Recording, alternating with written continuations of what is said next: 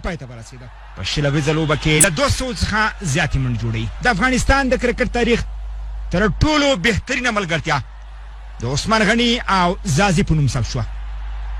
او یو بل ریکارډ چې نننۍ سالۍ کې شهزاد محمدي څخه حضرت الله زازي د زیاتو منډو ریکارډ هم واخیسته. 118 منډې د افغانستان لپاره په نړیوالو شلویزه لوبو کې د شهزاد محمدي په نوم باندې ثبت وي. دغه ریکارډ اوس مهال حضرت الله زازي سره دی چې 120 منډې لري. یوازې یو 50 بالون ته ودرېدلی دی. او ښکاري چې نن په پاتې څلورو اورونو کې افغانستان د زیاتو منډو جوړولو ریکارډ هم په خپل نوم ثبت کړي. یو ځل بیا هغه بال پول کړ منډې ته او یو بله شپږیزه هم درس واخلی. یوه بله شپږیزه څخه هم خوند واخلی او یوه بله شپږیزه هم د زازي په نوم باندې 212 منډې ورسېدې. باور مو راځي.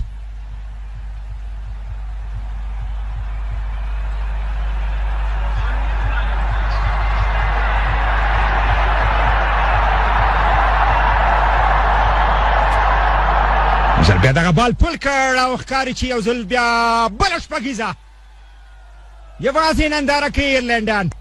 ننداره چارو په څېر دی ایرلنډیان.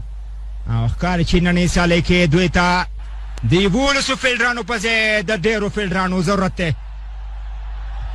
هغه هم د ننداره چلنو په منځ کې ورته ضرورت دی ځکه د دوو چانسونو څخه دوی ګټه وانخیسته. جورج ډکرل او سیمسنګ د زازي کیچونه مس کړي. اوس نو پوره سزا ویني د دغه مس فیلډینګ. 122 منډې ورسېدې.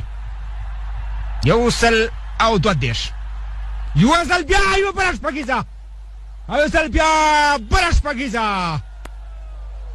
دا د زازي 15مه بلکې 14مه شپږیزه وه په روانه سیالۍ کې. نو دلته نو د کرس ګیل ریکارډ هم له خطر سره مخ دی. که د زازي مخه ونیول شي هلیکاپټر شاټ کومه اړخ ته چې بال لوبوي نو د ننداره چارو منځ کې ګزارېږي. یوه داسې لوبه چې په نړیواله کچه به ډېره کمه